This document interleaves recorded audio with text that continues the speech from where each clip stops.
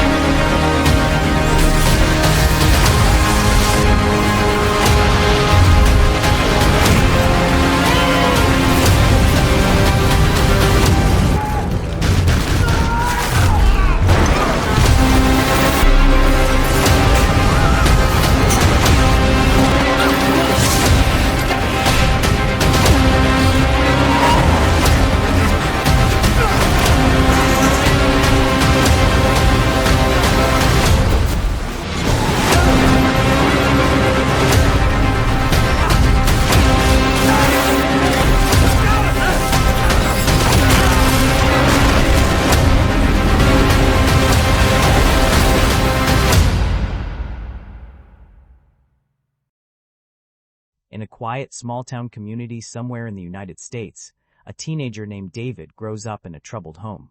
His mother walked away when he was only 5 years old, leaving him alone with his harsh and short-tempered father, William. Life at home is far from easy, so David often finds comfort in spending time with Millie, the girl he secretly likes. Millie dreams of seeing the world someday, imagining herself visiting famous places far beyond their sleepy town. Knowing how much that dream means to her, David surprises Millie with a small snow globe featuring the Eiffel Tower. She is genuinely touched by the thoughtful gift, and, for a moment, everything feels perfect. Unfortunately, the moment doesn't last long. Mark, a local bully who enjoys embarrassing David, shows up and starts mocking him. To make matters worse, he snatches the snow globe and hurls it onto the frozen lake nearby. Determined to get it back, David steps onto the ice despite the risk. At first, it seems stable, but the frozen surface suddenly cracks beneath him. He plunges into the freezing water and panic takes over. Then, something impossible happens. In the blink of an eye, he vanishes from the lake entirely and reappears inside a library miles away. Shaken and unable to understand what just happened, David convinces himself to ignore the experience and heads home. The situation only gets worse when he arrives late, and William immediately starts yelling at him. David retreats to his bedroom and locks the door. His father, furious, begins slamming against it. Just as William is about to break through, David suddenly disappears again and materializes inside the same library. This second incident leaves little room for doubt. David finally realizes he possesses an extraordinary ability. Understanding that his life has changed forever, he gathers the money he has been saving and decides to leave town behind.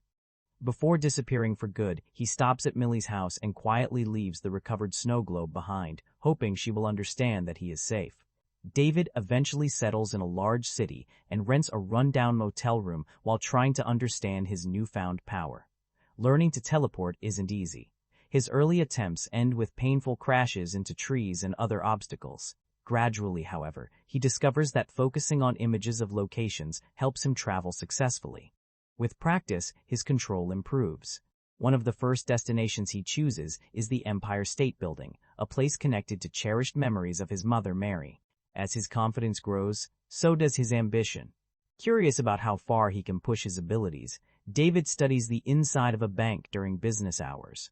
Later that night, he teleports directly into the vault and walks away with a fortune. While David enjoys his sudden wealth back in his motel room, authorities discover the robbery. Among those investigating is a man named Roland, who arrives under the guise of working for national security. Unlike everyone else, Roland already has a theory. He knows about individuals known as jumpers, people capable of teleportation, and he is convinced one of them is responsible. 8 years pass. David has transformed his stolen fortune into a life of luxury. Now living in an extravagant penthouse in New York City, he enjoys every benefit his powers can offer. His control has become so precise that he even teleports from one room of his apartment to another instead of walking. The walls of his home are covered with photographs of famous locations around the world, serving as gateways to countless adventures. One day he might be relaxing atop an ancient monument in Egypt, and the next he could be exploring another continent entirely. During one evening trip to London, David enters a crowded pub. Feeling confident and carefree, he casually teleports across the room to impress a woman at the bar. He thinks nobody notices, but a mysterious man named Griffin catches the entire display. David remains completely unaware and leaves with the woman. Elsewhere, another jumper suddenly appears in the middle of a tropical jungle. Before he can react, he becomes trapped in a specially designed net woven with electrified cables. The device continuously shocks him, preventing him from teleporting away. The trap belongs to Roland and his organization, a group known as the Paladins. They see jumpers as unnatural beings and have dedicated themselves to hunting them down. Without hesitation or mercy, Roland executes the trapped jumper. Moments later, he receives information pointing him toward another target. That target is David. When David returns home, he is shocked to discover Roland waiting inside his apartment. Spread around the room are countless notes David has left behind in bank vaults over the years. Roland has collected them all. David orders him to leave, but Roland responds by attacking with a specialized weapon connected to a cable. The baton delivers a powerful electric shock, overwhelming David and interfering with his ability to teleport properly. A violent struggle erupts throughout the penthouse. David repeatedly attempts to escape, but the shocks limit his jumps to only short distances. Eventually, he manages to teleport into a concealed chamber hidden behind one of his walls. The move severs the cable attached to Roland's weapon and finally gives him a momentary advantage. Roland immediately traces the cable and starts smashing through the wall to reach him. Realizing he cannot stay, David grabs stacks of cash and teleports away before Roland can catch him. Roland refuses to let the trail go cold. Examining the photographs around David's apartment, he dispatches Paladin teams to many of the locations David frequently visits. While searching through David's belongings, he discovers an old photograph of Millie, providing another valuable lead. Meanwhile, David returns to the house where he grew up. Hearing movement downstairs, William rushes to investigate. Unlike the angry father David remembers, William seems broken and confused. He admits that nobody believes him when he talks about David and says his son is always welcome to come home. David simply reassures him that he isn't losing his mind before disappearing once again. The following morning, David considers reconnecting with his father properly. Despite the temptation, years of pain make it impossible for him to go through with it. Instead, he decides to find Millie. When he arrives at her home, Millie's mother is stunned to see him standing there alive after all these years. Overcome with emotion, she embraces him and explains that Millie now works at the local bar. David heads there immediately. However, the moment he catches sight of Millie as an adult, old insecurities come rushing back. He loses his nerve and attempts to leave before she notices him. Before he can escape, he runs straight into Mark, who instantly recognizes him. Mark is shocked and loudly demands answers about where David has been all these years. The commotion draws Millie's attention. She walks over and reveals that she noticed David the moment he entered. In fact, she had been waiting to see if he would gather the courage to speak to her first. Mark doesn't hide his jealousy. Trying to impress Millie, he makes an unwanted move toward her right in front of David. This finally pushes David over the edge, and he responds with a punch that sends Mark reeling. The punch David throws at Mark instantly turns the situation into a full-blown brawl. Chairs scrape across the floor, people back away, and before long the fight spills out of the bar and onto the street. Away from prying eyes, David finally gets an opening. He shoves Mark through a nearby fence and, in the same instant, teleports both of them away. Mark barely has time to react before he finds himself standing inside the very bank vault David robbed years earlier. Surrounded by stacks of money and completely trapped, he stares in disbelief. David warns him not to push his luck again and hints that things could get much worse. Then he disappears, leaving Mark stranded inside the vault as payback for years of torment. After cooling off, David returns to the bar and finally sits down with Millie. The conversation quickly becomes more personal. Millie admits that the dream she once had of seeing the world slowly faded away as real life took over. Bills, work, and responsibilities replaced adventure. David claims that he works in banking these days and, on impulse, invites her to spend a weekend in Rome with him. Unsurprisingly, Millie eagerly agrees. What neither of them realizes is that Griffin is nearby, quietly listening to every word. At the same time, Roland arrives at the local police station pretending to be affiliated with the CIA. When officers doubt his authority, he responds with intimidation rather than patience. Eventually, he gains access to Mark and begins questioning him. Unlike everyone else, Roland openly claims to believe the unbelievable story involving teleportation. Happy that someone finally believes him, Mark reveals everything he knows about David, including his connection to Millie. The information is exactly what Roland needs. He immediately orders his men to head for Italy. Several hours later, David and Millie arrive in Rome and check into an incredibly expensive hotel. The luxury surrounding them raises questions in Millie's mind. She struggles to believe that an ordinary banking job could afford this lifestyle. David insists his story is true, though his explanation does little to ease her doubts. The chemistry between them continues to grow, and after spending some time together at the hotel, they head out to explore the city. They wander through Rome's historic streets, soaking in the atmosphere while Griffin secretly keeps an eye on them from a distance. As evening approaches, they decide to visit the Colosseum. Unfortunately, it has already closed for the day. While Millie is distracted, David quietly teleports inside and unlocks a side entrance from within. Pretending he simply discovered it open, he leads her inside. Together, they roam through the ancient structure, admiring its architecture and imagining the centuries of history hidden within its walls. Whenever they encounter a locked passage, David secretly uses his abilities to open the way, carefully making it appear natural. Eventually, he attempts to access one of the restricted lower sections beneath the arena. That's when he unexpectedly encounters Griffin, who is casually relieving himself against a stone pillar. David tries to pretend he never saw him and continue on his way, but Griffin has other plans. In an instant, he teleports directly in front of David and finally introduces himself. He explains that David isn't unique. There are jumpers all over the world. Griffin then criticizes him for dragging an ordinary person into dangerous situations and recklessly using his powers in public. According to Griffin, David has attracted the attention of enemies he doesn't fully understand.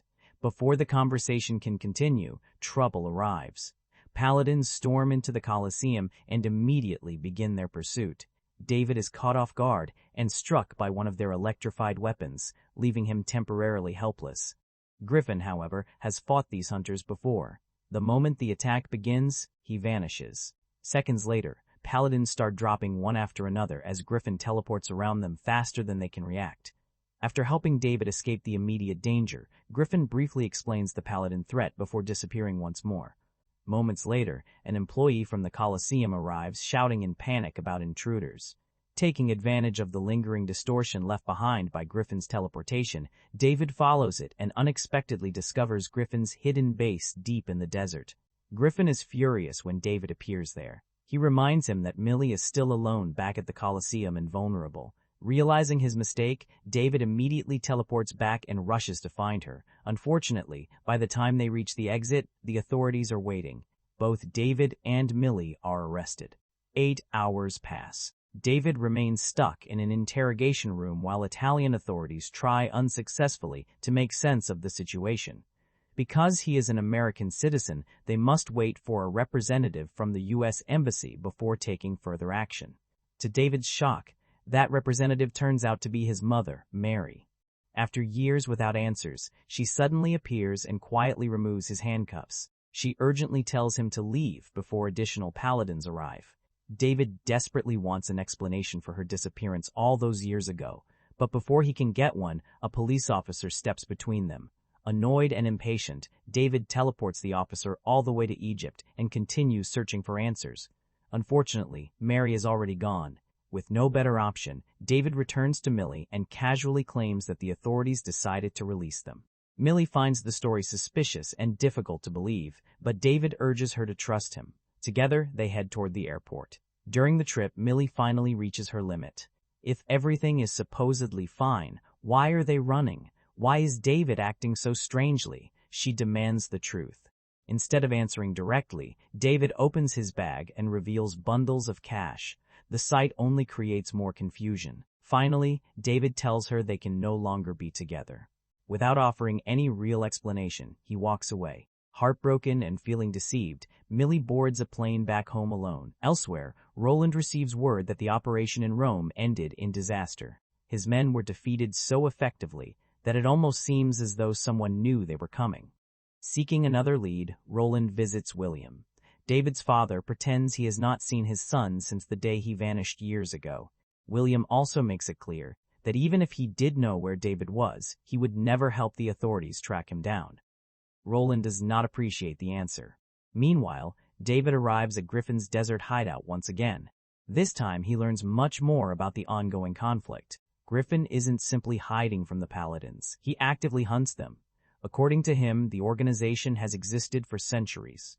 They have spent generations persecuting jumpers and were involved in historical campaigns of fear and persecution, including infamous events such as the witch hunts and the Inquisition.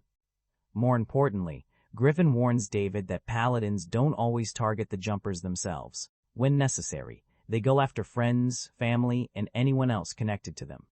The realization hits David hard. Millie is still in the air and relatively safe for the moment, but his father is not. David instantly teleports back to his childhood home. The sight waiting for him is devastating. William lies motionless on the floor. Overwhelmed by grief and refusing to accept what he sees, David teleports his father directly to a hospital. Doctors rush to help, but there is nothing they can do. William is already gone. Consumed by anger, David heads straight to the police station and confronts Mark. Under pressure, Mark finally confesses that he told Roland everything he knew about David, including his history with Millie and details about their hometown. David immediately understands the danger. If Roland has that information, Millie could be next. Determined to stop him before Millie's plane lands in the United States, David returns to Griffin's hideout and attempts to take the files containing years of research on the Paladins. Griffin stops him. He explains that taking on ordinary Paladin agents is one thing, but Roland is something entirely different. Unlike the others, Roland is exceptionally dangerous, and rushing after him without a plan could easily get David killed. David takes Griffin's warning seriously, but instead of backing down, he reaches a different conclusion. If Roland is truly that dangerous, then facing him alone is a terrible idea. The obvious solution is to work together. Griffin, however, has no interest in partnerships. He bluntly tells David that he operates alone and intends to keep it that way. Not long afterward, Griffin teleports to Tokyo, hoping to put some distance between them. Unfortunately for him, David follows. No matter where Griffin goes, David keeps showing up and pushing the idea of forming a team. The constant persistence becomes impossible to ignore.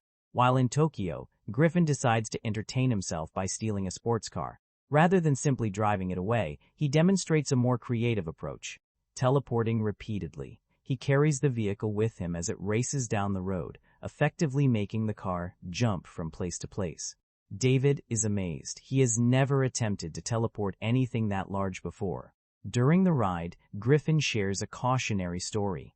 Years ago, he knew another jumper who tried transporting an entire building. The attempt ended in disaster, costing the man his life. The lesson is clear. There are limits even to their extraordinary abilities. Eventually, after enduring David's endless requests, Griffin finally gives in. He agrees to cooperate, but only on one condition. Once this is over, David never bothers him again. With their temporary alliance established, the pair teleport to the airport hoping to intercept Millie. Unfortunately, they arrive too late. Her flight has already landed, and she is long gone. Growing worried, David visits the bar where Millie works. A waitress informs him that another man has been asking questions about her recently. That man was Roland. Realizing the danger, David immediately teleports to Millie's apartment. To his relief, she is alive and unharmed. The reunion does not go smoothly. Millie wants nothing to do with him after everything that happened. She refuses to listen, but David can sense trouble approaching. Knowing the Paladins are closing in, he desperately tries to explain himself. To prove he is telling the truth, he teleports around the room and even retrieves the snow globe he once gave her as a child. Rather than convincing her, the display terrifies her. Millie panics and attempts to flee. With enemies moments away from arriving, David makes a difficult decision. He grabs her and teleports them both to Griffin's desert hideout. Griffin is furious when they arrive. He immediately points out the problem. The Paladins possess technology capable of tracking the residual scars left behind by teleportation. Given enough time, they can create an artificial gateway directly to a jumper's location. Back at Millie's apartment, Roland and his men arrive and begin doing exactly that. As everyone waits for the portal to stabilize, David and Millie remain hidden inside the desert base. While searching through Griffin's collection of files and research, David makes a shocking discovery. Among the documents is information about his own mother. Mary is a paladin. Before he can process the revelation, the portal finally opens. Roland and his men emerge from it and launch an attack. David is quickly ensnared by Roland's electrified cables, leaving him helpless. Roland prepares to finish him once and for all, but Griffin intervenes at the last second. Armed with a flamethrower, he launches himself into the fight and forces Roland to retreat. The battle escalates rapidly. To counter Roland's equipment, Griffin teleports into a nearby city, grabs an entire bus, and transports it back to the hideout. The massive vehicle crashes directly onto Roland. Even that isn't enough. Roland survives the impact. Griffin unleashes another blast from the flamethrower, driving Roland backward through the still-open portal. Not willing to let him escape, Griffin follows him through and continues the fight at Millie's apartment. Meanwhile, Millie manages to free David by cutting through the cables restraining him. Before they leave, she forces him to make a promise. After he takes her home, he must stay out of her life forever. David reluctantly agrees. At the same time, he finally admits the truth he has been carrying for years. Since childhood, Millie has been the only person he has ever truly loved. The emotional moment is interrupted when Griffin suddenly returns. He has stolen the Paladin's portal machine and proudly announces that they no longer need to worry about being tracked. Unfortunately, Roland has one final trick. Using the residual scar left by Griffin's return jump, he launches a grappling hook through the closing gateway. The hook catches Millie and drags her through just before the portal seals shut. In an instant, she is gone. David immediately wants to rescue her, but Griffin has a different plan. He begins assembling a powerful explosive device. His intention is simple: teleport the bomb into the apartment, destroy every paladin inside, and end the threat permanently. Millie's survival means nothing to him. David refuses to sacrifice her. Before Griffin can stop him, David grabs the bomb and teleports away, dropping it harmlessly inside the Colosseum. Enraged, Griffin pursues him. The argument quickly becomes a fight, as both men struggle over the detonator while teleporting across the globe. Their battle sends them from one location to another in rapid succession. Eventually they appear atop the Empire State Building. Seeing an opportunity, David throws the detonator away, forcing both of them to chase after it. The pursuit continues through a series of increasingly dangerous jumps. At one point, they arrive in the middle of an active battlefield in Chechnya. Ignoring the chaos around them, Griffin teleports a truck directly into David's path in an attempt to stop him. Despite the attack, David continues fighting. Griffin eventually recovers the detonator, but before he can use it, David tackles him and slams him against a high-voltage power structure. The intense electrical current traps Griffin long enough to take him out of the fight.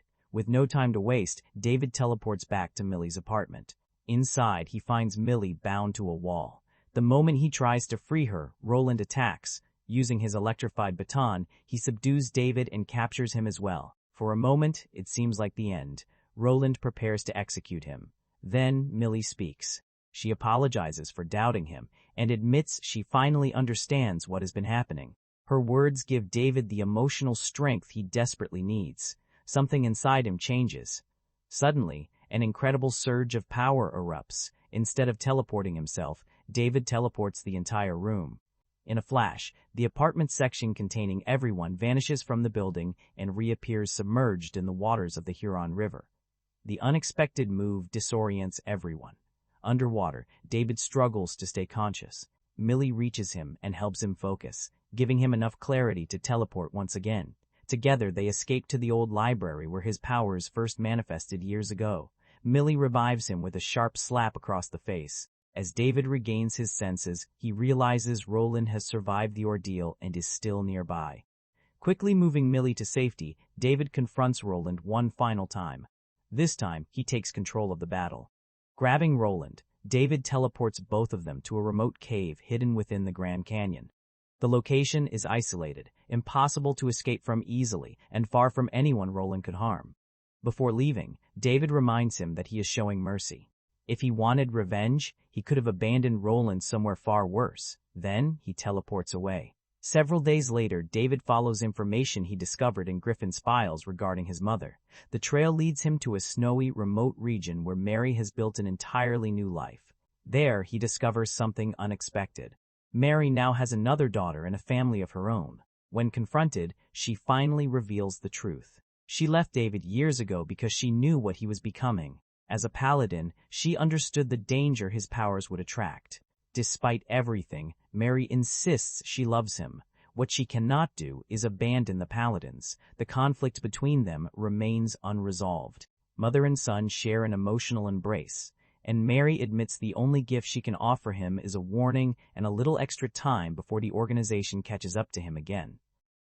David finally accepts the painful reality that his mother stands on the opposite side of the war. With nothing left to say, he walks away. Later, he reunites with Millie. Leaving the cold behind, the two depart together for somewhere warmer, ready to begin a new chapter after everything they've endured. So, I finally sat down and watched Jumper again, and honestly, this is one of those movies that's kind of fascinating to talk about because people's reactions to it seem to land all over the place. Some viewers absolutely tear it apart, others have a soft spot for it. And after revisiting it, I can see where both sides are coming from. The strange thing about Jumper is that it doesn't take long to understand why the movie attracted attention in the first place. The moment you hear the basic idea, a guy who can instantly teleport anywhere in the world, your brain immediately starts filling in the possibilities. You start imagining what you would do with that power, where you'd go, what rules you'd break, how different life would be if distance simply stopped mattering. That's a pretty powerful hook, and for a while the movie rides that idea surprisingly well. There's a certain sense of fun in watching someone suddenly gain access to a world without limitations, no airports, no waiting, no borders. Just a thought, and you're somewhere else. But at the same time, even during the opening stretch, there's this feeling that the film is balancing on a very thin line. You can almost sense two different versions of the movie fighting each other. One version wants to be a larger science fiction story filled with mystery, hidden history, and bigger questions about these people called jumpers. The other version seems perfectly happy being a fast-moving action-adventure built around cool visuals and globe-trotting spectacle. And throughout the film, that tension never really goes away. What makes Jumper interesting isn't that it's a disaster. It isn't. In fact, there are plenty of moments where it's genuinely entertaining. The problem is that the concept itself is so immediately exciting that you constantly find yourself imagining possibilities that feel even bigger than what ends up on screen. That's probably the feeling I kept coming back to while watching it. Not boredom, not frustration, more like curiosity mixed with missed potential. Because every time the movie introduces a new idea, a new location, or a new piece of its world, you start leaning forward expecting it to go somewhere really interesting. Sometimes it does, sometimes it doesn't, but that expectation is always there. And maybe that's why Jumper has remained such a divisive movie over the years. It's not a film people argue about because nothing works. It's a film people argue about because they can clearly see something that could have worked even better. For me, that's what makes it worth discussing. Not because it's a hidden masterpiece, not because it's a complete failure, but because it's sitting in that strange middle ground where the premise is often more memorable than the movie itself. And honestly, that's where some of the most interesting conversations usually happen. The thing is, Jumper doesn't really sell itself on its characters at first. It doesn't sell itself on the story either. It sells itself on a question, a very simple one. What if you could go anywhere? Not tomorrow, not after booking a ticket, not after sitting through security checks and delayed flights. Right now, 1 second you're standing in your bedroom, the next you're looking at the pyramids. Then maybe you're having lunch in Tokyo, watching the sunset in Rome, and somehow still making it back home before anyone notices you're gone. That's the fantasy this movie is built around, and honestly, it's a pretty great fantasy. The moment David discovers he can teleport, the film taps into something almost everybody has imagined at some point. Maybe not teleportation specifically, but the idea of complete freedom. No distance, no barriers, no limits. And to the movie's credit, it understands that appeal immediately. A lot of superhero movies spend their early scenes convincing you that powers are a burden, that they're dangerous, that there's something to fear. Jumper goes in the opposite direction. For a while, having this ability looks incredible. David isn't saving the world. He isn't protecting innocent people. He isn't trying to become some larger-than-life hero. He's basically doing what a lot of people secretly think they'd do if nobody could stop them. Travel everywhere, see everything, take shortcuts, live comfortably, break a few rules, maybe more than a few. And that's actually one of the more interesting things about the premise. The movie doesn't immediately treat teleportation as a responsibility. It treats it like temptation. What happens when somebody gets a power this extraordinary but doesn't necessarily become a better person because of it? That's a much messier question. And honestly, it's probably more realistic too. Because if we're being completely honest with ourselves, most people probably wouldn't spend their first week with teleportation solving global problems. We'd be visiting places we've always wanted to see, showing off, avoiding traffic, and making some very questionable decisions along the way. The film understands that side of human nature surprisingly well, at least in theory. The other thing I found interesting is how naturally the power lends itself to action. Teleportation isn't just a cool visual gimmick here. It changes how people move, fight, escape, and survive. Even before the movie fully explores those possibilities, you can already feel the potential sitting there. Every scene carries this sense that almost anything could happen because geography no longer matters. A locked room doesn't matter. A prison doesn't matter. Distance doesn't matter. The world itself becomes part of the playground. That's what makes the concept so strong. And honestly, that's probably why so many people still talk about Jumper years later, despite all its flaws. The premise sticks with you. It's one of those ideas that instantly activates your imagination. The funny thing is, while watching the movie, I kept finding myself drifting into daydream mode. Not because I was losing interest, because I was thinking about all the possibilities. What would I do with that power? What rules would I set for myself? Would I actually use it responsibly? Or would I end up making the exact same mistakes David does? That's the sign of a genuinely compelling concept. It keeps working even when the movie isn't actively explaining it. And in many ways, that's both Jumper's greatest strength and its biggest challenge. The idea at the center of the film is so naturally exciting that it constantly raises expectations. Every new scene feels like it could open another door into something fascinating. Sometimes it does. Sometimes it only scratches the surface. But that core concept never really stops being interesting. Even when the movie stumbles, the idea of being able to jump anywhere in the world remains just as appealing as it was in the opening minutes. And that's probably why the film still has fans today. Not because the execution is flawless, but because the fantasy itself is incredibly easy to buy into. Once the movie gets past the initial excitement of the teleportation concept, it starts building the actual story around David Rice, and this is where things become a little more complicated. David isn't introduced as someone living a great life. Quite the opposite, actually. He's a lonely kid growing up in a difficult home, dealing with a father who's emotionally distant and struggling with his own problems. There's also the lingering absence of his mother, who left years earlier, leaving behind questions that never really stopped following him. The film doesn't spend a huge amount of time dwelling on these details, but they're important because they shape who David becomes later on. When he first discovers his ability, it isn't during some grand heroic moment. It's an accident, a desperate situation, the kind of moment where survival kicks in before understanding does. And honestly, I liked that approach. The movie doesn't waste much time turning teleportation into some complicated scientific mystery. David discovers something impossible has happened, and like most teenagers probably would, he spends more time figuring out how to use it than questioning why it exists in the first place. That part actually feels pretty believable. What follows is less of an origin story in the traditional superhero sense and more of an escape story. David finds a way out of his town, out of his family problems, out of the life he doesn't want. And for a while, that's exactly what the movie becomes, a fantasy about leaving everything behind. The interesting thing is that David doesn't really view his power as a responsibility. He views it as freedom. That's a small distinction, but it changes the entire direction of the story. Most movies built around extraordinary abilities eventually push their characters towards some greater purpose. Jumper takes a different route. David discovers a gift that could completely transform his life, and his first instinct is basically to create the life he's always wanted. There's something oddly refreshing about that, even if it's morally questionable. Of course, the story can't stay in that fantasy forever. Eventually, the film introduces the larger conflict, and that's where the foundation starts expanding beyond David's personal journey. We begin hearing about other people with similar abilities. We learn that David isn't unique. More importantly, we learn that there are people actively hunting individuals like him, and that's the moment the movie shifts gears. What started as a story about escape suddenly becomes a story about survival. The problem is that the transition happens so quickly that it almost feels like the movie is racing to reach the next stage of the plot. There are several moments where I found myself wanting to stay with certain ideas a little longer, not because the pacing is slow, it definitely isn't, but because some of the most interesting parts of David's life are often treated like brief stopovers before the next action sequence arrives. His adjustment to these powers, his emotional reaction to leaving home, the consequences of building an entirely new life. Those ideas are there, but the movie rarely pauses long enough to fully unpack them.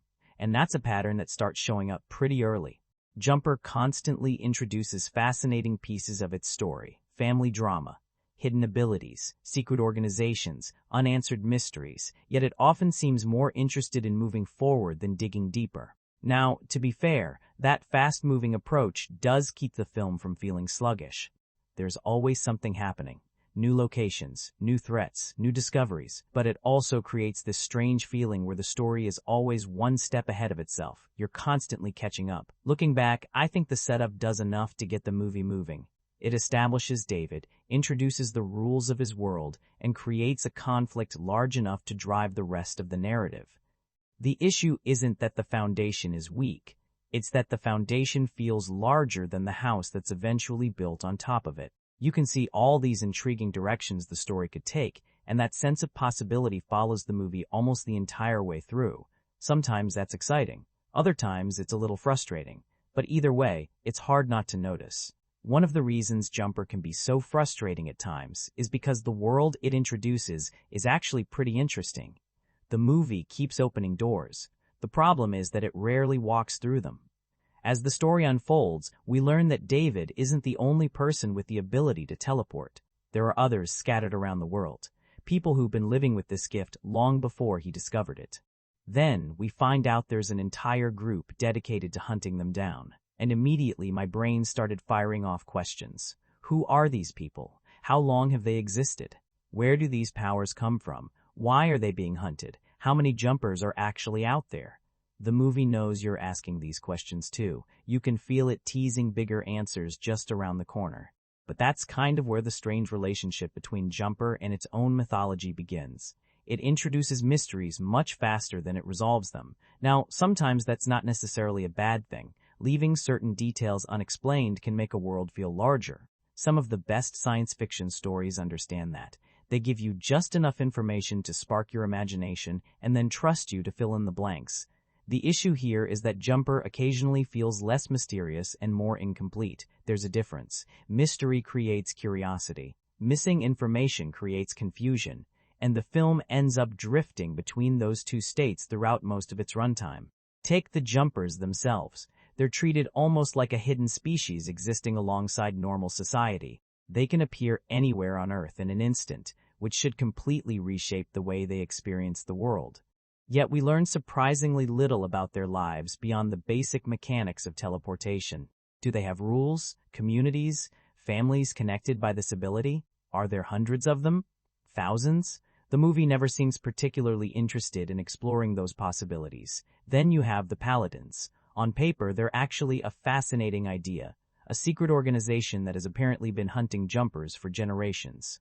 People who view these abilities as something dangerous, unnatural, or even sinful. That's a strong setup, but once again, the film mostly stays on the surface. You hear references to history, you hear references to long-standing conflict. There are hints that this war stretches back much further than David realizes, and honestly, those hints were often more intriguing than the answers we actually received.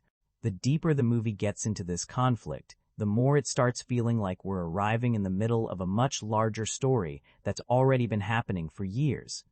Sometimes that creates excitement. Other times, it creates frustration because you keep waiting for the movie to explain itself. Even the technology used by the Paladins raises questions. They have methods for tracking jumpers, fighting jumpers, and disrupting their abilities. Cool ideas, visually interesting ideas too. But where did all of this come from? How was it developed? Who funds it? How does this secret war continue without attracting attention from the rest of the world? Again, fascinating questions. Again, mostly unanswered. What's funny is that despite all these gaps, I never completely lost interest in the mythology. In fact, the opposite happened. The less the film explained, the more I found myself imagining what a deeper version of this world might look like. That's probably the biggest compliment I can give the world building. It made me want more. Not because everything presented on screen was fully realized, but because the foundation felt like it had enormous potential. You can almost picture an expanded version of this universe, where entire stories exist beyond David's perspective. Other jumpers, different factions, different philosophies about these powers, generations of history hidden beneath the surface. The movie occasionally brushes against those possibilities, and whenever it does, it becomes genuinely intriguing. The frustrating part is that it never stays there for very long. Instead, it tends to treat its mythology like background decoration rather than a major storytelling focus. It's present, it's important, it clearly matters to the larger world. Yet the film seems more interested in moving on to the next chase scene than unpacking what any of it truly means. And maybe that's why so many people walk away from Jumper feeling like they've only seen the first chapter of a much bigger story. The world itself isn't the problem. If anything, the world might be one of the movie's strongest ideas.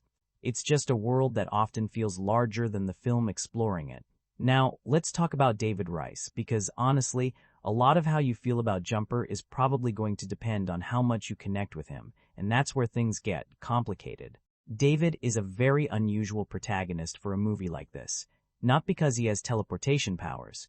We've seen extraordinary abilities before. Superheroes, mutants, chosen ones, secret agents, you name it. Movies are full of characters with special gifts. What's different about David is how little interest he seems to have in being anything more than a regular guy who got lucky, or maybe unlucky, depending on how you look at it. The moment he realizes what he can do, his priorities become pretty clear. He's not trying to help people. He's not trying to understand the larger meaning of his powers. He's not even particularly curious about where they came from. He just wants a better life. And in some ways, that's actually refreshing. For years, we've been conditioned to expect the same arc from these kinds of stories. Someone gains incredible power, struggles with responsibility, learns important lessons, becomes a hero. David skips several chapters of that playbook almost immediately. He discovers he can teleport and basically says, well, this changes everything. Then, he starts building the life he always wanted. It's selfish, it's reckless, it's morally questionable, but weirdly enough, it also feels human. I think that's what makes him such a divisive character. Some viewers absolutely hate him because he rarely makes the kind of choices we're trained to admire in movie protagonists. Others find him more believable precisely because he isn't pretending to be some noble savior. He's flawed in a very specific way. The problem is that the film doesn't always know what it wants us to feel about those flaws. Sometimes it feels like we're supposed to admire his freedom. Other times, it feels like we're supposed to criticize his selfishness. Occasionally, it feels like the movie wants both reactions at the same time. And because of that, David can be surprisingly difficult to emotionally connect with. For example, there are several moments where the film presents opportunities for growth, situations that could challenge his worldview, moments where he might begin seeing his abilities differently. But more often than not, he stays roughly the same person. The circumstances around him change, the danger increases, the stakes become larger, yet David himself doesn't always evolve at the same pace. That's something I kept noticing throughout the film. When I look back at a lot of memorable science fiction or superhero stories, I usually remember the character's journey first. The powers are cool, but it's the transformation that sticks with me. With David, I often found myself remembering the teleportation more than the person doing it. And that's not necessarily because he's badly written. It's more that the concept surrounding him is so much bigger than he is. The power steals the spotlight. The world steals the spotlight. Even some of the supporting characters occasionally steal the spotlight. There were moments where I became more interested in learning about other people in this universe than I was in following David himself. That's not exactly the reaction you want for your lead character. At the same time, I don't think David is completely without depth. Underneath all the confidence and impulsive decision-making, there's still a kid carrying around abandonment issues, unresolved family trauma, and a deep desire to escape the life he came from. The movie touches on those ideas enough for you to understand where some of his behavior comes from. It just doesn't always dig as deeply into them as it could have. And that's really the story of David Rice as a character. He's not a traditional hero. He's not an anti-hero either. He's somewhere in between. A young man handed an unbelievable gift before he had the maturity to understand what to do with it. Sometimes that makes him frustrating. Sometimes it makes him interesting. Sometimes it's both within the same scene. By the end of the movie, I wasn't necessarily attached to David in the way I am with the best protagonists in the genre. But I was interested in him. I understood him, even when I disagreed with almost every decision he made. And honestly, there were moments where I found myself thinking that the movie wasn't really about a hero learning responsibility at all.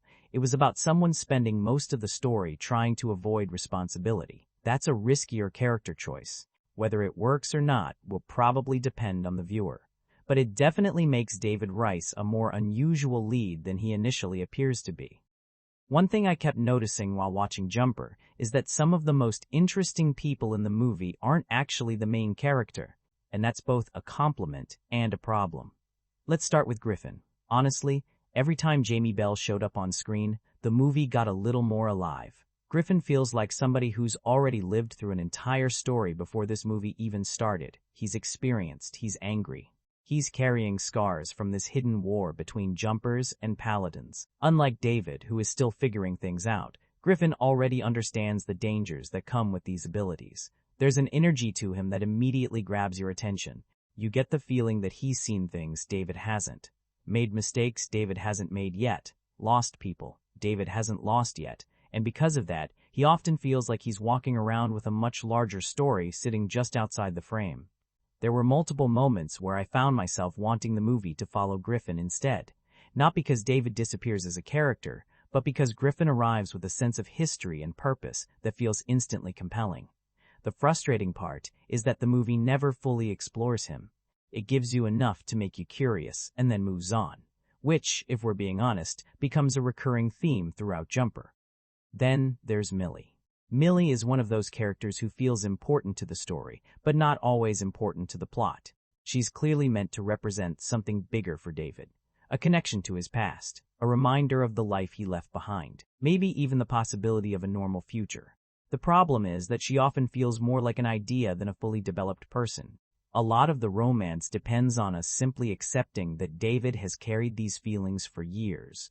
And while that's understandable, I never felt like the movie spent enough time building their relationship into something truly memorable. It's not bad, it's just there. The romance functions. It moves the story forward when needed. But I rarely felt emotionally invested in it. There are scenes where you can see what the filmmakers were aiming for, but the chemistry never completely carries those moments to the finish line. And because of that, Millie sometimes ends up feeling like a passenger in a story that's constantly rushing toward its next action sequence. Then we have David's parents, who are probably the biggest example of untapped potential in the entire film. His father is introduced as a major influence on David's life. Their relationship helps shape who he becomes, and the emotional baggage surrounding that relationship follows him into adulthood, at least in theory. Because once the larger plot starts kicking in, that storyline gradually fades into the background. The same thing happens with his mother. When she enters the story, it feels like we're finally about to uncover some major answers. There are years of unanswered questions hanging over David's life, and for a moment it seems like the movie is preparing to explore them. Then, it doesn't really go as far as you expect, not because the scenes are bad. They're actually some of the more intriguing character moments in the movie. They just arrive so late and receive so little attention that they end up feeling smaller than they should.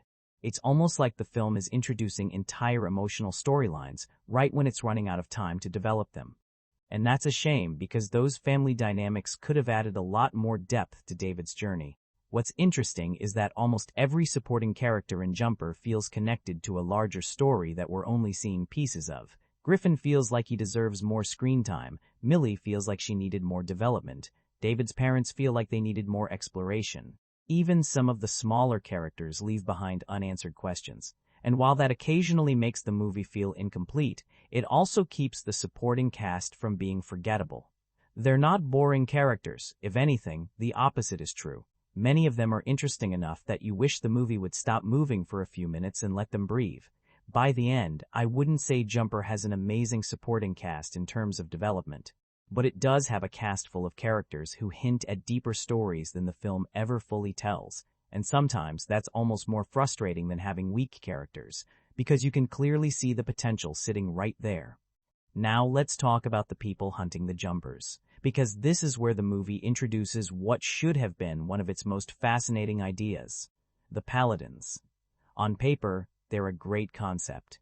You have a secret organization that's been tracking and killing Jumpers for generations. Not because they're criminals, not because they're trying to take over the world, simply because they believe nobody should possess that kind of power. There's something immediately intriguing about that setup. The moment the film reveals that David isn't just being chased by random government agents or generic bad guys, the story suddenly feels larger. It hints at history. Tradition. A conflict that's been going on long before David was even born. And for a brief moment, I thought, okay, now we're getting somewhere. Because whenever a movie introduces two opposing groups with a long shared history, I automatically want to know more. Who started this war? What happened between them? Are the Paladins actually right about some things? Are the Jumpers completely innocent? There's a lot of potential moral complexity hiding inside that premise. Unfortunately, Jumper never digs quite as deep as I wanted it to. The Paladins remain mysterious throughout most of the movie, but not always in the most satisfying way. Sometimes it feels less like the story is carefully preserving secrets, and more like it's simply skipping explanations. We learn what they do, we learn what they believe, but we rarely learn enough about why they believe it, and that becomes especially noticeable when Roland enters the picture. Samuel L. Jackson's Roland is one of those villains who instantly announces his presence. The white hair, the intense stare, the confidence. Even standing still, he feels like someone who has walked into the movie specifically to make life difficult for everyone around him. And honestly, Jackson does what Jackson usually does. He brings energy. Even when the script isn't giving him much to work with, he knows how to make a scene feel bigger. The funny thing is that Roland sometimes ends up being more interesting than the explanations behind him. He talks about Jumpers as if they're dangerous, corrupting, unnatural. He clearly sees himself as the hero of his own story, and that's actually something I appreciated. The best antagonists usually don't wake up in the morning thinking they're villains. They think they're solving a problem. Roland definitely believes he's solving a problem. The issue is that the movie doesn't spend enough time challenging or exploring his perspective. Imagine if we had learned more about previous Jumpers. Imagine if we'd seen examples of these powers being abused on a larger scale. Imagine if the film had really forced us to question whether the Paladins had a point. That could have created some genuinely interesting tension. Instead, Roland often ends up functioning as a force of pursuit more than a fully developed ideological opponent. He's there to keep the story moving. He's there to create danger. He's there to give David someone to run from. And, to be fair, he does all of those things effectively enough, but I kept feeling like there was another layer missing. What's strange is that some of the movie's biggest unanswered questions are tied directly to the Paladins. How large is this organization? How long have they existed? How do they operate in complete secrecy? How have they developed technology specifically designed to fight Jumpers? The film throws these ideas at you and then immediately starts sprinting toward the next action scene, and eventually you just accept that you're probably not getting all the answers. The relationship between the Jumpers and Paladins almost feels like we're seeing the middle chapter of a much longer story. The history is there, the mythology is there, the conflict is there, but most of it remains just outside our reach. And honestly, that's probably why so many viewers walk away wanting more information about the Paladins than the movie actually provides. Because beneath all the chase scenes and teleportation battles, there's a genuinely compelling conflict hiding underneath. A centuries-old war between two groups who view power in completely different ways. One side sees it as a gift, the other sees it as a threat. That's a strong foundation for a story. Jumper just never explores that foundation as deeply as it could have.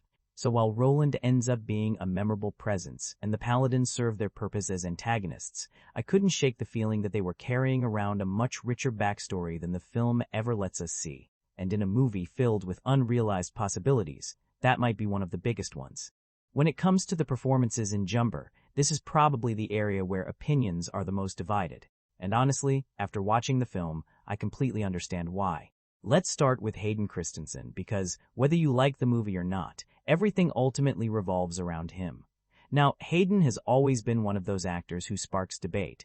Some people never warmed up to him after Star Wars. Others think he's been unfairly criticized for years. Watching Jumper, I found myself somewhere in the middle. I don't think he's terrible here. I also don't think he's carrying the movie on his shoulders the way a role like this probably needed. His performance fits David's personality in a lot of ways. David is emotionally closed off, detached, impulsive, and often difficult to read. Hayden captures that side of the character fairly well. The challenge is that those same qualities can sometimes make the character feel distant from the audience. There were scenes where I understood what David was thinking, but I wasn't necessarily feeling it with him. That's a subtle difference, but it matters, especially in a movie where we're spending almost the entire runtime following this one person. At times, Hayden works. At other times, it feels like the film is asking him to create emotional weight that simply isn't there on the page. And that's where things become difficult to separate. Is it the performance? Is it the writing? Is it the character itself? Honestly, it's probably a combination of all three. Then there's Rachel Bilson as Millie. And this is where I kept wishing the movie had given her more to do. It's not that she's bad. It's more that the character spends large portions of the story reacting to events rather than driving them. A lot of the emotional investment in the relationship depends on the chemistry between David and Millie, and for me, that chemistry was inconsistent. There are moments where it works, moments where you can see the history between them. But there are also scenes where it feels like the movie is telling us about their connection rather than letting us experience it naturally. As a result, Millie never quite becomes as memorable as the film wants her to be. Now, Samuel L. Jackson is an entirely different story, because Samuel L. Jackson has this rare ability where he can walk into a scene and instantly make it more watchable. Even when he's playing a character that's not especially complex, even when the script isn't giving him much depth, he just has presence. The moment Roland appears, you pay attention. Part of that is the character design, part of it is the attitude, but a large part of it is simply Jackson being Jackson. That said, I do think the movie relies on his charisma a little too much. There were several points where I found myself wanting more insight into Roland as a person, not just Roland as a threat. Jackson does his job. The script just doesn't always meet him halfway.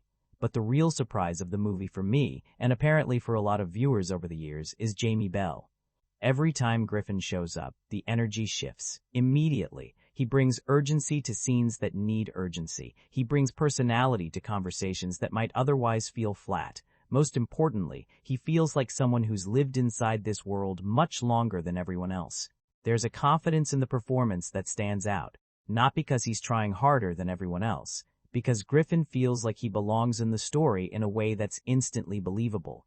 I kept wanting more scenes with him, more backstory, more involvement in the central plot. And honestly, whenever a supporting character starts generating that reaction, it's usually a sign that the actor is doing something right. Then there are the smaller performances. Diane Lane and Michael Rooker are both solid actors, and you can feel flashes of what they could have brought to the story. The problem is that neither character gets enough screen time to leave a major impact. It's almost frustrating because every time one of them appears, it feels like the movie is about to explore something deeper. Then, it moves on. Even the younger versions of David and Millie leave a surprisingly strong impression during the early sections of the film. There's an emotional sincerity in those scenes that helps establish the foundation of the story before the globe-trotting adventure fully takes over. Looking at the cast as a whole, I don't think Jumper suffers from a complete lack of talent. Far from it. The cast is actually pretty strong on paper. The issue is that the screenplay doesn't always know how to maximize that talent. Some characters need more depth. Some relationships need more development. Some performances are fighting against material that's thinner than it should be. And because of that, the acting ends up feeling a lot like the movie itself. There are flashes of something really compelling, moments that work, characters that stand out, but also a lingering feeling that several of these actors could have delivered even more if the film had given them richer material to work with. That's probably the story of Jumper in general. A lot of potential, a lot of capable people, and just enough missed opportunities to keep you wondering what a stronger version of the movie might have looked like. What's interesting about Jumper is that for a movie that's often criticized for not going deep enough, there are actually quite a few ideas floating around beneath the surface. The film just doesn't always stop long enough to explore them. The biggest one, obviously, is freedom, not the inspirational movie poster version of freedom. I mean absolute freedom, the kind that most people never experience. Think about it for a second. No schedules, no borders, no traffic. No airports, no waiting, no limitations created by distance. If David wants to be somewhere, he's there.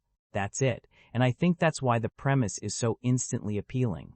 The movie taps into a fantasy that's much bigger than teleportation itself. It's the fantasy of removing obstacles from your life.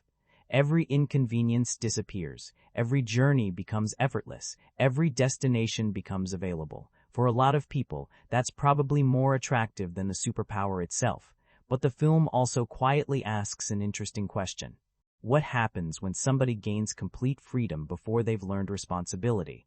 Because that's really David's situation.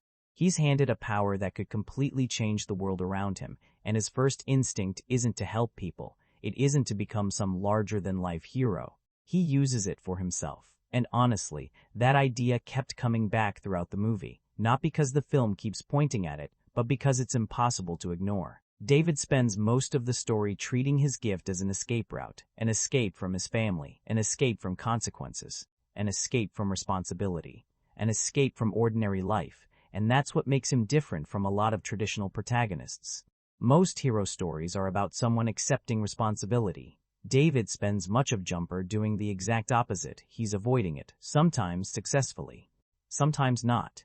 There's also this underlying theme of isolation that I don't think the movie fully realizes it has. Because when you really think about it, David's ability separates him from everyone around him. Nobody understands what he can do. Nobody lives the way he lives. Nobody experiences the world the way he experiences it. At first that feels empowering. Eventually it starts feeling lonely. The movie touches on that feeling without necessarily making it a central focus. But it's there if you're paying attention. Especially when other Jumpers begin entering the story. For the first time, David meets people who understand what his life is actually like, and suddenly the world feels a little less empty. Another idea that kept surfacing is privilege. Now, I don't think the movie intentionally set out to explore privilege in a deep or political way, but it's hard not to notice it. David has access to something nobody else has, an advantage beyond anything a normal person could imagine. And instead of asking how he should use it, he mostly asks how much he can benefit from it. Again, that's not necessarily unrealistic. In fact, that's probably why some viewers find him frustrating. The movie isn't showing us the ideal version of a person with power. It's showing us a flawed version, a selfish version, a version that looks a lot more human than heroic. Then there's the conflict between the Jumpers and the Paladins, which introduces another theme that's never fully developed but remains interesting. The fear of difference. The idea that people will always be suspicious of what they don't understand. The Paladins don't see Jumpers as individuals. They see them as a threat, as something unnatural, something dangerous.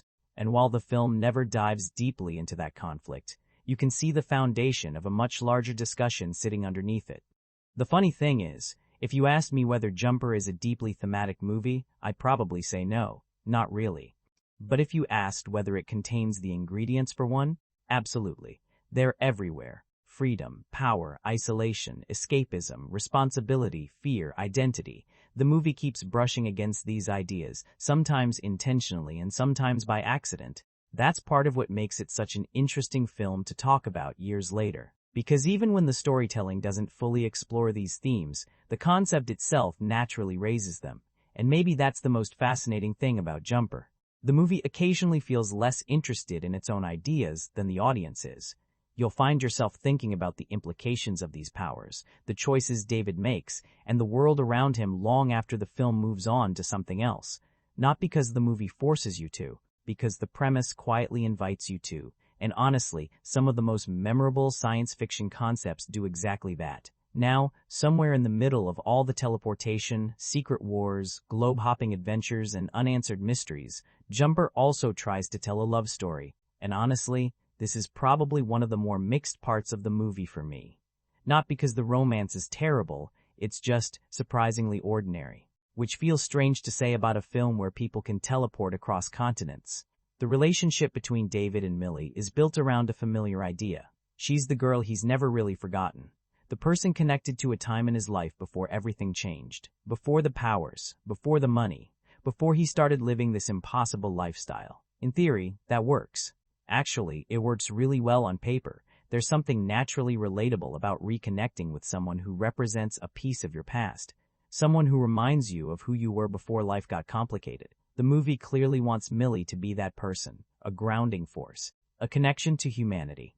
A reminder that David's life isn't entirely built around teleportation and running from danger.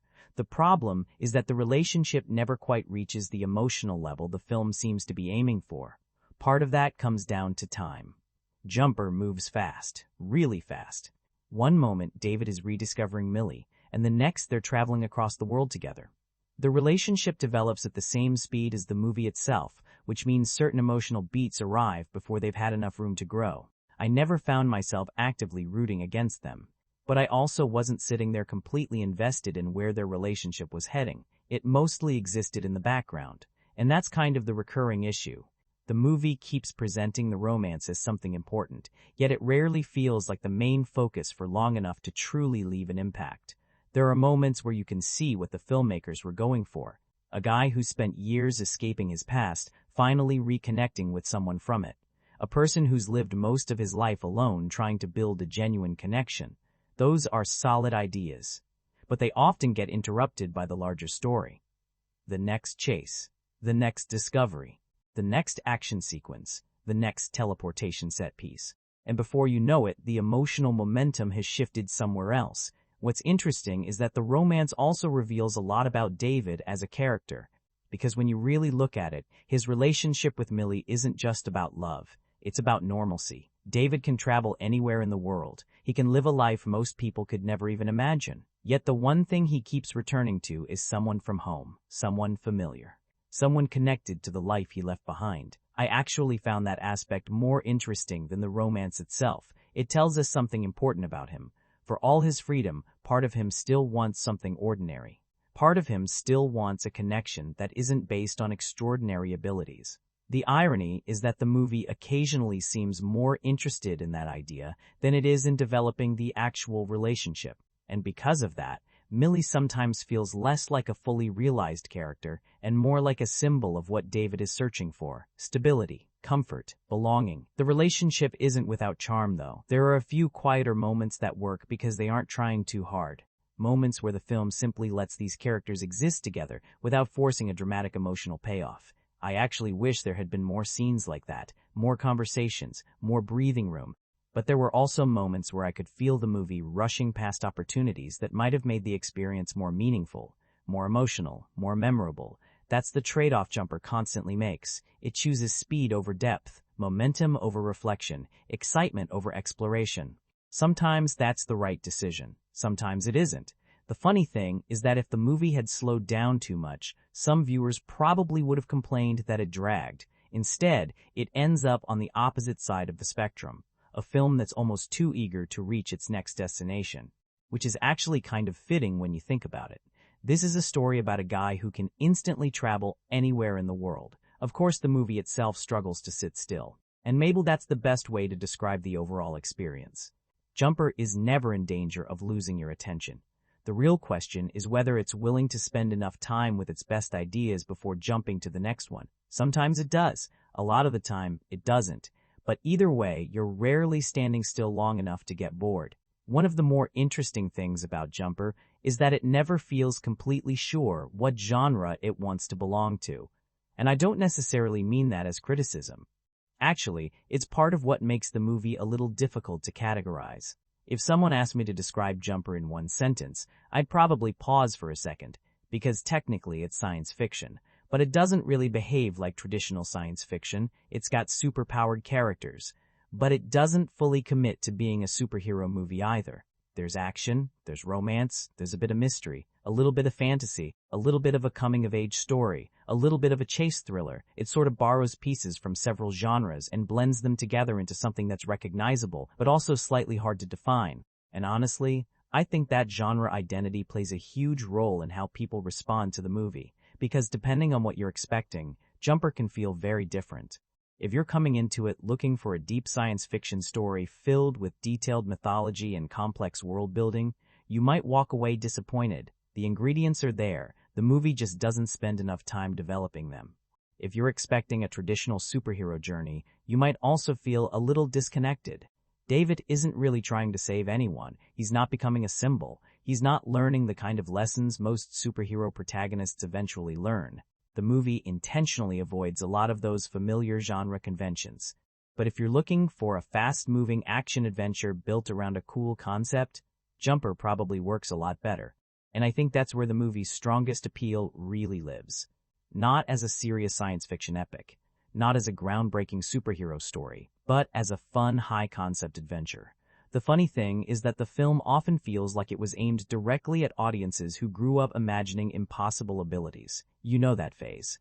The one where you'd sit in class staring out a window wondering what superpower you'd choose if you had the chance. Flight, invisibility, telekinesis, teleportation. Jumper taps directly into that part of the imagination. In fact, I think a lot of the movie's popularity comes from the fact that teleportation is one of those powers that's universally appealing. You don't need a complicated explanation. You don't need a detailed backstory. The appeal is immediate. People instantly understand why it would be amazing. And the movie leans into that fantasy hard. At times, it almost feels like wish fulfillment more than science fiction. The world becomes your playground. Every destination becomes accessible. Every limitation disappears. There's something very youthful about that idea. And I don't mean that in a negative way. I think Jumper has a distinctly young adult energy running through it from beginning to end. The younger protagonist, the first love storyline, the feeling of escaping your hometown, the fantasy of complete freedom, the rebellion against authority. It's all there. Even the pacing feels youthful. The movie is constantly moving forward, constantly introducing something new, rarely slowing down to reflect for very long. That's part of its charm, and occasionally part of its weakness. What's fascinating is that if this exact premise had been approached from a darker or more mature angle, it could have become a completely different film, a psychological thriller, a science fiction mystery, a character study, maybe even something closer to a conspiracy story. Instead, Jumper chooses accessibility. It chooses excitement. It chooses entertainment. And whether that works for you will largely depend on what you wanted from the movie in the first place. I can easily imagine two people watching the exact same film and having completely different reactions. One person sees wasted potential. The other sees a fun popcorn movie. And honestly, both viewpoints make sense, because Jumper sits right in the middle of those two experiences. It's ambitious enough to make you think about what it could have been, but accessible enough to simply enjoy on a surface level if that's what you're looking for. That's a strange place for a movie to exist. Yet it's exactly where Jumper lives, not fully science fiction, not fully superhero, not fully action, but borrowing enough from each genre to create something that still feels distinct. Even years later, that's probably one of the reasons people continue talking about it, not because it perfectly fits into a category, because it never completely does. Now, this is probably the section where Jumper loses the most people, because even viewers who enjoy the movie usually end up admitting the same thing at some point. The more you think about certain parts of the story, the shakier they become. And honestly, this is one of those films where your enjoyment can be directly connected to how much you're willing to go with the flow. If you're the type of viewer who likes to sit back, enjoy the ride, and not overanalyze every detail, you'll probably have a much better experience. If you're the type who starts asking questions halfway through a scene, well, Jumper can become a very different movie. What's funny is that many of the logic issues aren't caused by the premise itself. Teleportation isn't the problem. The audience already accepts that impossible things exist in this world. That's part of the agreement you make when watching science fiction. The challenge comes from everything surrounding the teleportation, the rules, the decisions, the explanations, or sometimes the lack of explanations. Throughout the movie, Characters occasionally behave in ways that feel less like natural decisions and more like the screenplay trying to reach its next destination. And once you notice that pattern, it's difficult to ignore. There were several moments where I found myself asking simple questions. Why didn't they do this? Why didn't they tell that person earlier? Why is nobody discussing this obvious possibility? Why does this organization operate this way? The film often has answers for immediate plot problems.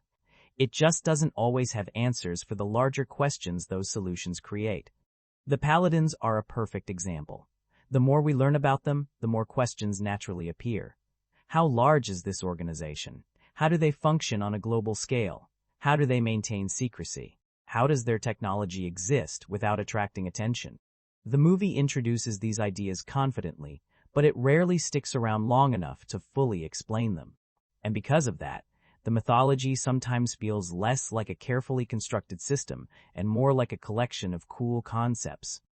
Interesting concepts, but still concepts. Then, there are the rules surrounding the jumpers themselves. Not necessarily the powers, but the way those powers interact with the world. The movie occasionally establishes limitations, then introduces situations that make you wonder where those limitations begin and end. And to be fair, almost every science fiction story faces this challenge. The moment you give characters extraordinary abilities, audiences immediately start testing the boundaries. They start looking for loopholes. Alternative solutions, smarter strategies, that's completely normal. The problem for Jumper is that teleportation is such a powerful ability that viewers naturally spend a lot of time imagining easier ways characters could solve certain problems. Sometimes the movie addresses those possibilities. Sometimes it simply moves on before you can think about them too much. Another weakness tied to the narrative is how often important developments arrive without enough setup, not because the events themselves are impossible, because the emotional groundwork isn't always there. A revelation happens, a relationship changes, a major truth comes to light. And occasionally, the movie treats those moments like checkpoints rather than experiences. The story acknowledges them, then quickly continues forward. As a result, some developments feel less impactful than they should. The weird thing is that none of these issues completely break the movie. At least they didn't for me. I've seen films where plot holes become so overwhelming that they destroy the entire experience. Jumper never reaches that point. Instead, the logic issues operate more like background noise. They're constantly present, they're noticeable, but they're not always loud enough to stop the movie from being entertaining. What they do affect is immersion. Every unanswered question creates a tiny crack. Every unexplained detail creates another. Every character decision that feels forced adds one more. Individually, they're small. Collectively, they become harder to ignore. And honestly, I think that's one of the reasons so many people describe Jumper as frustrating rather than outright bad, because most of the problems feel fixable. You can see the solutions. A few extra scenes, a little more explanation, more development for certain storylines, a bit more patience with the mythology. The foundation is already there. The movie simply doesn't spend enough time reinforcing it. What's interesting is that some viewers will never care about any of this, and that's completely fair. The action works, the concept works, the pace works. For many people, that's enough. But for viewers who become invested in the world, the questions start piling up. And eventually, those questions become part of the viewing experience. By the end of the film, I wasn't sitting there thinking, this makes no sense. I was thinking something slightly different. I wish this made a little more sense. Because underneath the inconsistencies, the shortcuts, and the occasional leaps in logic, there's still a genuinely compelling idea trying to emerge. That's what makes these weaknesses so noticeable. Not because the movie has nothing going for it, because it has enough going for it that you want the storytelling to be just a little stronger. And sometimes that's the most frustrating kind of flaw a movie can have. If there's one phrase that kept popping into my head while watching Jumper, it was this: there should be more. Not necessarily more action, not necessarily a longer runtime, just more. More of the world, more of the mythology, more of the characters, more of everything the movie keeps hinting at. And honestly, I think that's why discussions about Jumper have survived for so many years. People don't just talk about the movie itself. They talk about the movie they imagined while watching it. That's a very different thing, because Jumper is filled with ideas that feel larger than the actual story being told.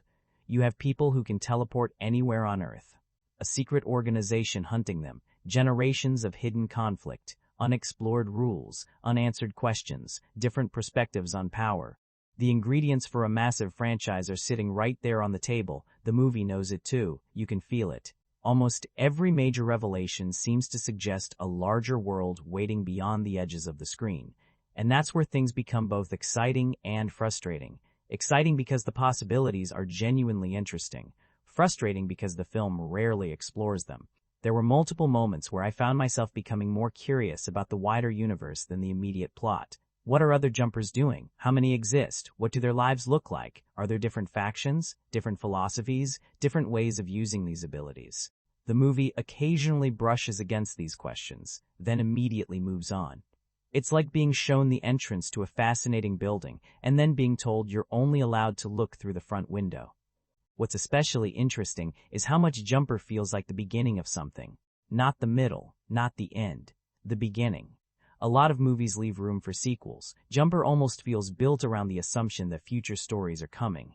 There are character arcs that feel unfinished, world-building threads that feel barely explored, questions that seem intentionally left hanging. The film constantly creates the sensation that we're only seeing the first layer of a much larger universe. Now, sometimes that can be exciting. Some franchises thrive because the first installment leaves audiences wanting more. The challenge is that wanting more and needing more aren't the same thing. A successful standalone film should still feel complete, even if it leaves doors open. With Jumper, there were several moments where it felt less like doors were being left open and more like entire rooms hadn't been built yet. That's a subtle distinction, but it's an important one. And honestly, it's probably the biggest source of the movie's missed opportunity reputation. People aren't disappointed because the premise is weak. Nobody watches Jumper and thinks teleportation is boring. Quite the opposite. The premise is so strong that it naturally creates bigger expectations. You immediately start imagining possibilities. You imagine stories focused on other jumpers, stories focused on the paladins, stories exploring the origins of these powers, stories diving deeper into the hidden history of this world. The movie sparks those ideas almost effortlessly. The frustrating part is that it never fully commits to any of them. What's funny is that watching Jumper today almost feels like watching the pilot episode of a television series that never got the chance to continue. Not because the movie ends on a giant cliffhanger, because the world feels built for expansion. You can practically see future storylines hiding in the background. Certain supporting characters feel like they have entire adventures of their own. Certain conflicts feel like they're only getting started. Even the mythology feels less like a completed explanation and more like the first chapter of a much larger book. And maybe that's why some viewers are more forgiving of the movie than others. Because even when the film disappoints in one area, the potential remains incredibly appealing. Potential can be powerful, sometimes too powerful. In Jumper's case, the possibilities surrounding the movie occasionally become more exciting than the movie itself. That's not meant as an insult. It's actually a compliment in a strange way. The film succeeds at making you care about the world. It succeeds at making you curious. It succeeds at making you imagine what else could exist beyond what you're seeing. The problem is that imagination often ends up doing some of the heavy lifting that the screenplay never quite finishes. By the time the credits roll, I wasn't sitting there wishing the movie had been completely different. I was wishing there had been more time, more exploration, more confidence in its own mythology. Because underneath everything, the flaws, the unanswered questions, the uneven execution, there's a genuinely compelling universe trying to emerge. And that's what makes Jumper such an interesting case study. Not because of what it fully accomplishes, but because of how clearly you can see what it almost became. Sometimes, the most memorable missed opportunities are the ones where you can still see the greatness hiding underneath, and Jumper might be one of the clearest examples of that. After spending this much time talking about the things Jumper could have done better, I think it's only fair to step back for a moment and focus on why the movie still has fans nearly 2 decades later. Because despite all the criticism, despite all the conversations about missed potential, there are some genuinely strong things working in its favor. In fact, some of them work so well that they're the reason people are still talking about the film at all. The biggest strength is obvious. It's the concept. I know I've come back to this several times throughout the review, but honestly, it's impossible not to. Teleportation is one of those rare ideas that immediately grabs your imagination. You don't need a long explanation. You don't need complicated lore. The appeal is instant. The second someone asks, "What if you could go anywhere in the world in an instant?" You're already invested, and Jumper understands that. The movie knows that its greatest asset is the fantasy itself. What's impressive is how consistently that fantasy remains appealing from beginning to end, even when the plot gets messy, even when certain storylines feel underdeveloped, even when the movie leaves questions unanswered. The core idea never stops being fun. That's harder to achieve than it sounds. There are plenty of movies built around great concepts that somehow manage to make those concepts feel ordinary. Jumper never really falls into that trap. Teleportation remains exciting every single time. Another major strength is the sense of scale. This movie genuinely feels global. Not in the save-the-world blockbuster sense, in the literal sense. You're constantly moving between countries, cities, landmarks, and environments. The world feels enormous while simultaneously feeling accessible. And that's such an important part of the movie's identity. The locations aren't just backgrounds. They're part of the fantasy, part of the appeal, part of the experience. Every new destination reinforces the idea that the entire planet is available to these characters. I think that's one reason the film remains visually memorable. You don't just remember events, you remember places. Then there are the visual effects. For a movie released in 2008, they hold up surprisingly well. Not because they're trying to overwhelm you with spectacle, because they're focused. The teleportation effects feel clean, distinct, easy to understand. More importantly, they still feel satisfying. Every jump has impact. Every transition feels meaningful. The visual language of the power remains one of the film's smartest creative decisions. The action deserves credit too. Now, I don't think the movie pushes the concept as far as it could have. We've already talked about that. But even so, the action remains entertaining. The chase sequences work. The teleportation battles work. The momentum works. The film rarely struggles to hold your attention. And honestly, that's a strength a lot of more ambitious movies fail to achieve. There's also something to be said for the movie's pacing. Yes, it occasionally moves too quickly. Yes, it rushes through important ideas. But there's another side to that coin. The movie never drags. Never. There are very few moments where it feels stuck. Very few scenes that overstay their welcome.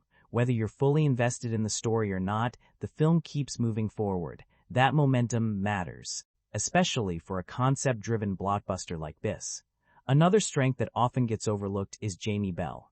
Every time Griffin appears, the movie gains an extra layer of energy. He brings urgency, personality, experience. The kind of screen presence that instantly makes you want to know more about a character. And honestly, he's one of the reasons the supporting cast feels more memorable than it otherwise might have. The technical craftsmanship deserves recognition too. The cinematography, the editing, the production value, the location photography. None of these things are revolutionary, but they're consistently solid. The movie looks good, it moves well, it understands how to present its world in an appealing way, and that professionalism helps smooth over some of the rougher edges elsewhere. But if I had to summarize Jumper's greatest strength in one sentence, it would probably be this: it's easy to watch. That might sound like a small compliment. It isn't. There are plenty of films with stronger scripts, deeper themes, and richer characters that are somehow less enjoyable to sit through. Jumper has a natural watchability to it, a sense of momentum, a willingness to entertain, even when it's frustrating you, even when it's leaving you wanting more, even when it's missing opportunities. There's still something undeniably enjoyable about spending time in this world, and I think that's why the movie has managed to maintain a loyal audience over the years. People aren't holding on to Jumper because it's perfect.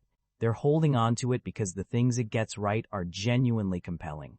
The fantasy works, the concept works, the spectacle works, the sense of adventure works, and sometimes, even when a movie falls short of its full potential, those strengths are enough to keep people coming back. Jumper may not completely fulfill the promise of its premise, but it absolutely understands why that premise is exciting in the first place, and honestly, that's a pretty significant achievement on its own. At the same time, for every reason someone might enjoy Jumper, there's usually a reason someone else walks away disappointed. And honestly, that's where the movie gets really interesting. Because most of its weaknesses aren't the kind that completely ruin a film. They're the kind that make you keep thinking about what could have been. There's a difference. A bad movie usually leaves you thinking about what went wrong. Jumper often leaves you thinking about what was missing. The biggest issue, at least for me, comes down to depth, or more specifically, the lack of it. The movie introduces so many intriguing ideas that it accidentally creates expectations for itself. Every time it reveals a new piece of mythology, a new character dynamic, or a new mystery, you naturally assume the story is eventually going to explore it. Sometimes it does, a lot of the time it doesn't, and that's where the frustration starts creeping in. Because the movie isn't lacking ideas, if anything, it has too many. The problem is that it rarely stays with those ideas long enough to fully develop them. The world building is probably the clearest example. We've got jumpers, we've got paladins, we've got hidden histories, secret conflicts, unexplained abilities, and hints of a much larger universe. That's a fantastic foundation. But a foundation is still just a foundation. Eventually, you need to build something on top of it. Too often, Jumper seems content with simply suggesting interesting possibilities instead of exploring them. The same issue affects the characters. David is an unusual protagonist, which I actually appreciate. The problem is that unusual doesn't automatically mean compelling. There were stretches of the film where I understood David's motivations, but I didn't necessarily feel connected to them. His emotional journey sometimes feels overshadowed by the concept itself. And when the audience is more interested in the power than the person using it, that's usually a warning sign. The supporting cast faces a similar challenge. Several characters feel like they're carrying stories far more interesting than the amount of screen time they receive. Griffin is probably the most obvious example. Every time he appears, you want more. More backstory, more perspective, more involvement in the plot. Instead, the movie often moves on before those opportunities can fully develop. Then there's the romance. And honestly, I don't think the romance fails completely. It just never becomes as emotionally important as the movie wants it to be. David and Millie have history. They have moments.